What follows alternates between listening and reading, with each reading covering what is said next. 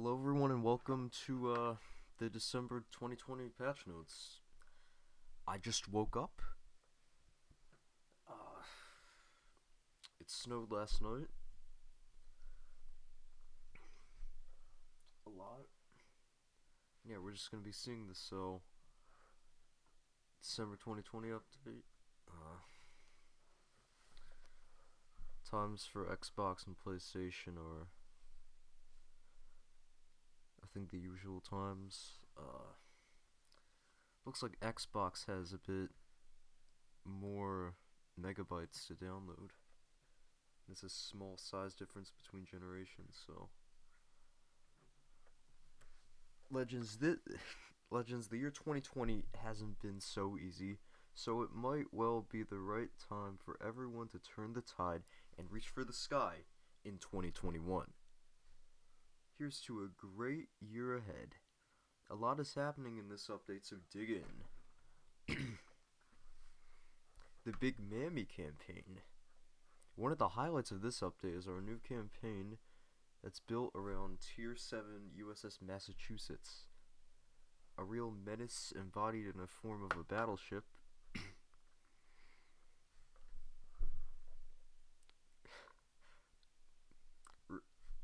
Replete with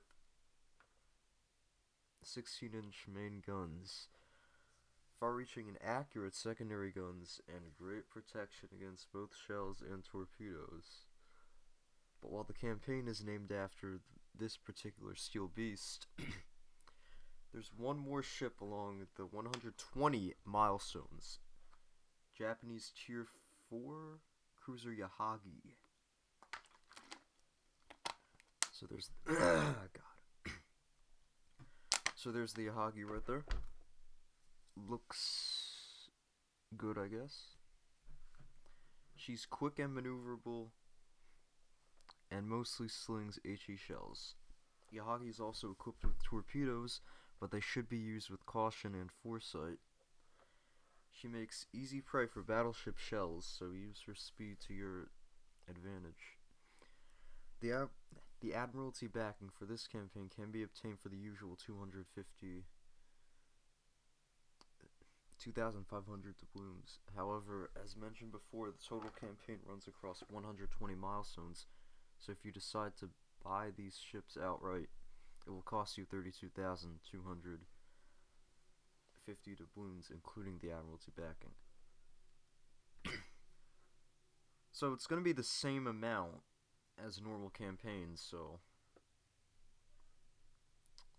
I don't think you should buy the whole thing outright, because it will cost you a lot more, actually. And I think this is the first campaign to have 2 ships in it, I'm pretty sure. And I don't know if it's the first one to have 120 milestones, I think. Excuse me. I think I might be wrong on that. Like, maybe there's one with like 115 or 110 or 105, maybe. I really don't know. While the missions themselves aren't unusual, they are separated into 3 2-week parts, so resets will only happen on weeks 3 and 5. Huh. Alright, then there's this right here. So, important thing to note is that after completing the campaign, reaching the final milestone, either with or without the Admiralty backing, you'll unlock the Icebreaker Havoc missions. As the name suggests, these will reward you with Icebreaker Coins. You can learn more about this currency in the next block. So if you were to get without Admiralty backing, you could get all this stuff. I'm not going to read that, but if you want to, you could pause that or just look up here.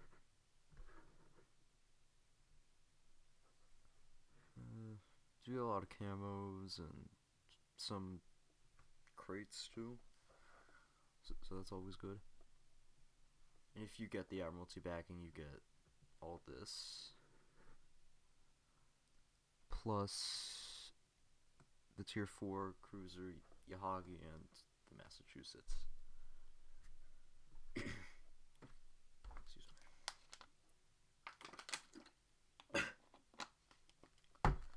So Icebreaker Coins. For this update, we've tied many activities and store items to the new temporary currency, Icebreaker Coins. It's going to be useful for a few things: the usual Admiralty goods, legendary ship rentals, yes, you read it correctly, and a special ship. Tier... wait, is that 6 or 7? Shoot. Maybe tier 7, I don't remember. Tier whatever, Soviet Battleship Lenin, which possesses a triple gun turret layout not unlike that of Nelson, with her B turret being able to rotate a full 360. Her 16-inch 406 main guns rotate quickly and have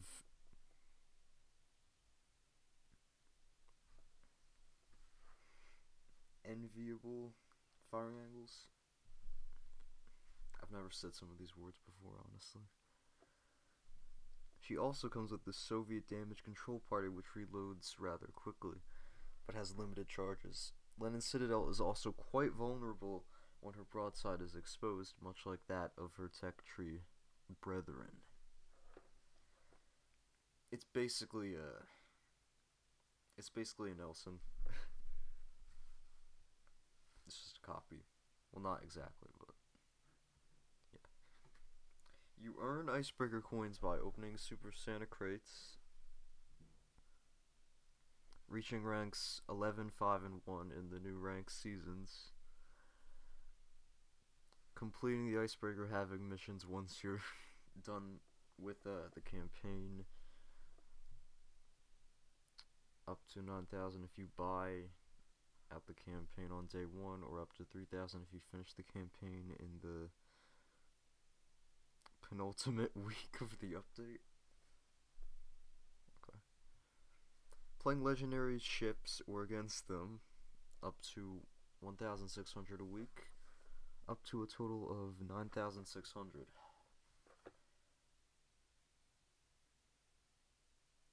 I really hope I don't need to grind too hard to get the Lenin or whatever. I think that's what you could get using the Icebreaker Coins.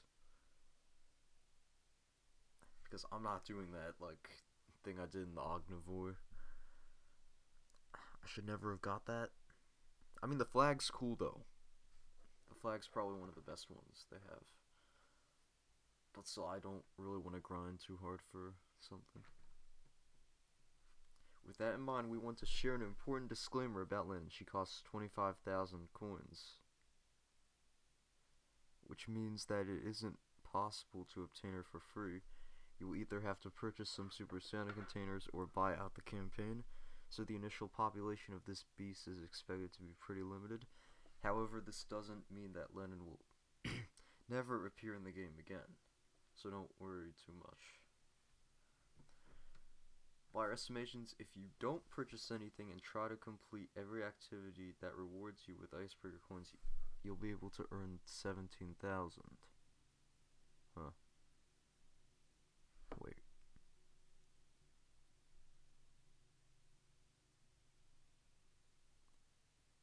What? So you might not be able to actually get it if you don't max out, or, sorry, if you don't, wait,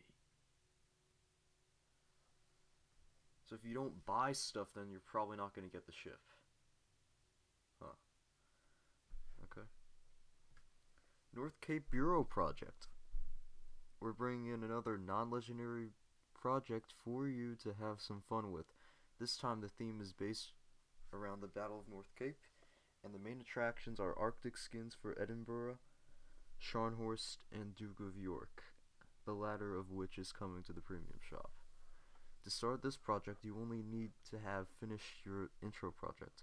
This particular project differs from those that have come before, in that it's limited time and will cease to be available once the update concludes on February 1st.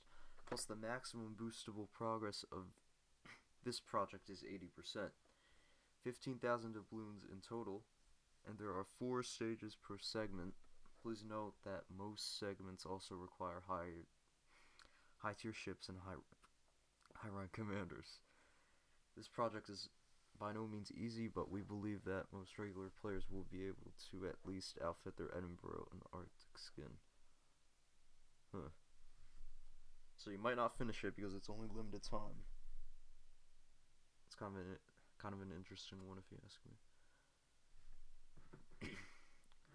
Legendary ships for rent. Ooh. You heard it right. During this update, you'll be able to take the reins of 3 legendary ships that aren't even available in the bureau yet. For 1,500 Icebreaker Coins, you'll get to sling HE shells from one of the larger light cruisers, USS Worcester. Enjoy the well-rounded gunboat, USS Gearing,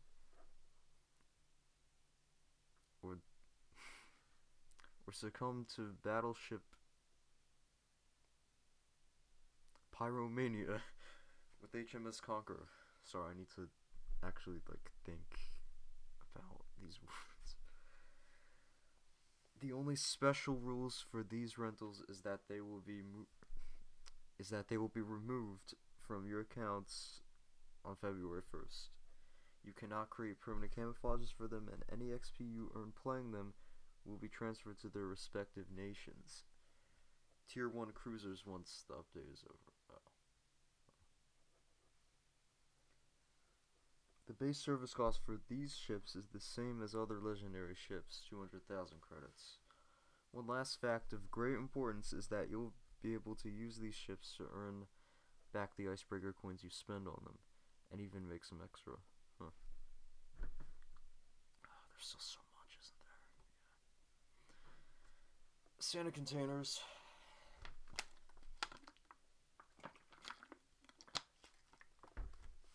The holiday container madness is about to happen once again.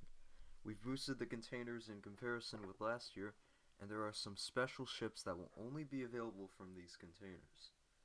Namely, Japanese destroyer Asashino and the Japanese battleship Key. So Shino's coming back, huh? The special flair for this year's containers is that they might just drop a super prize. Do keep in mind that there is a fairly minuscule chance of this happening, so we're not assigning it a numeric value on our container page.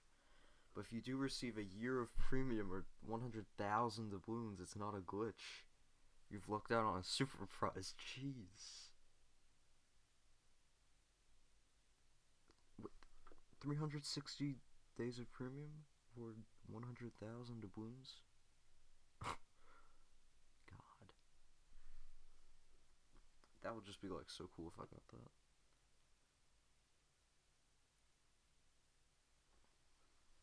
The containers can be obtained by participating in various activities, including but not limited to the campaign and ranked battles. Make sure to follow our social media to stay on top of the details. And how about one Secret Santa 2020, as well as 3 times Santa in blue and 3 times Santa in red camos to start having fun right away. Redeem the code. So you just redeem that code. Shoot. At this site. So you could get yourself a free container and some camos, so yeah. Oh god. So much. So Ranked Battle Season 9. I don't really care about ranked, but we're just gonna go over it anyway. This new ranked season will be the most different out of them all, as we're pitting 5-player teams against each other, and what's even more hardcore, the first player on the losing team won't keep a star. We're also deliberately moving the ranked play to the last 4 weeks of the update. So the season starts on January 4th. Tier 5 ships only. Any ranks earned in Season 8.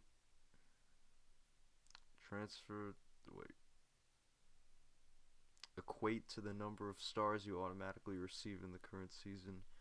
Teams are comprised of 5 ships and are mirrored by ship type.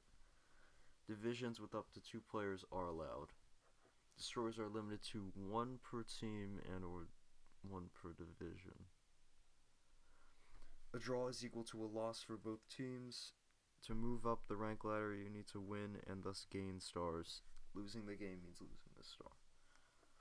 The first player by XP earned on the losing team does not keep a star, so keep that in mind.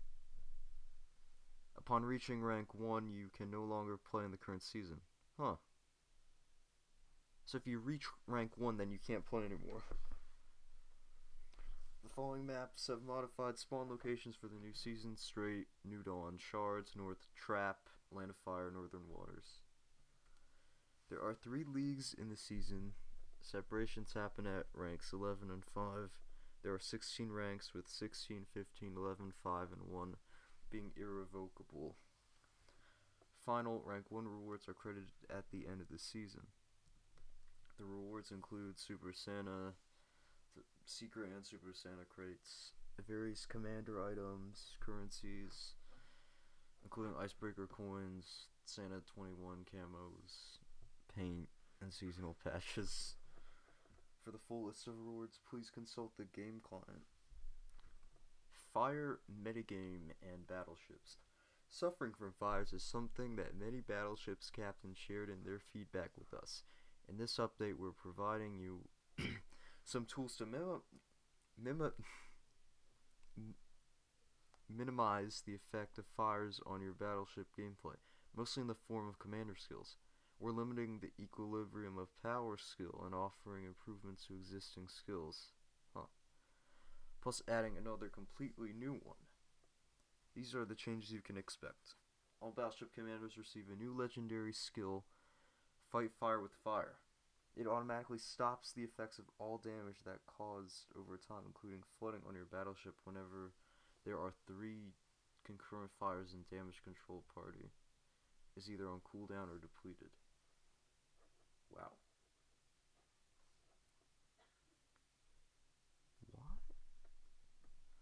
Okay, so if you're on fire like 3 times or flooding at the same time, then this thing will automatically go on and lessen the damage of that, I think. So the emergency specialist skill has been changed. The duration penalty has been increased from 30 to 70, while the cooldown has been reduced from 5 to 15 to 8 to 30%. The Firefighter skill has also received some improvements. The duration reduction for damage control party is down 40%. Is 40% down from 30. The cooldown reduction is now 4 to 15% instead of 3 to 10%, and the risk of catching fire is now reduced by 4 to 15% instead of 3 to 10%. Equilibrium of power when using the skill. The chances of fire will be reduced by 50%. This change will be only visible in the description and won't be displayed as a modifier. This skill set may minimize your fire woes should you choose to give up some accuracy on your battleships. But the final effect, of course, remains to be seen. So, Armor Viewer, finally. This one is self-explanatory. Get into the nitty-gritty of your ships and find out their weak spots to make sure that you never expose them in battle. There are helpful tooltips for different thicknesses and ways to look at pretty much any armored layer there is on any given ship. Okay. Balance changes. We're continuing to fine-tune the Italian cruiser line and tweak their smoke generators. Namely, the cooldown of the consumable has been reduced to 180 seconds, down from 240. To populate both Tier 7 and Legendary Tier games, we've slightly decreased the service cost for Tier 7 ships down to 1,600 credits to 160,000 credits to 136,000 credits. Yeah, that's good because I hate playing Tier 7 and then I just lose every single time. It's usually either my fault or really my teammates' fault. I'm not saying I'm perfect, but yeah. So that's good. Cheshire had slightly higher service costs than usual for a Tier 6 premium by about 10k credits on average. So we've dialed the cost back a bit to put her in line with other ships. Yeah, that was a problem. Back to the Port said that the service cost was kind of like bugged. But I thought they fixed it, but I guess they didn't yet until now. Well, until this Monday, I should say. Because that's when the update's going to be, I think. Miscellaneous, the default port has been set to Beautiful Fjord, which is probably the most nature we've had in our port yet. Enjoy. So that's good, a new port. I think it's going to look good. The premium ships under the ship tabs have been moved to a separate tab which appears as the rightmost nation. The ship information panel that's displayed when browsing the ships under the tabs has also been improved. Any tabs you had left over have been exchanged at a rate of 1 tab for 750 credits. Okay, I had like 25 tabs left, I think. So I should get some credits for that. We fixed Mogami's second turret. Oh wait, but sorry, bug fixes. We fixed Mogami's second turret, which was behaving strangely when elevated over the first turret. Fixed a UI issue when switching to the social menu from the ship selection. A few patch background textures have been improved. For new players that have reached account level 4 to 5, we've adjusted the animation for switching to the tactical map if those players never switched before, or if those players never switched between voice chat channels. Fixed a UI issue where the duration of damage control wasn't correctly displayed when using the by the book commander skill. Xbox only. We've fixed a rare display issue that occurred when the game was resumed after the console was shut down while the game was still running. What? Fixed a rare display? Huh. Okay. So yeah, that's the patch notes.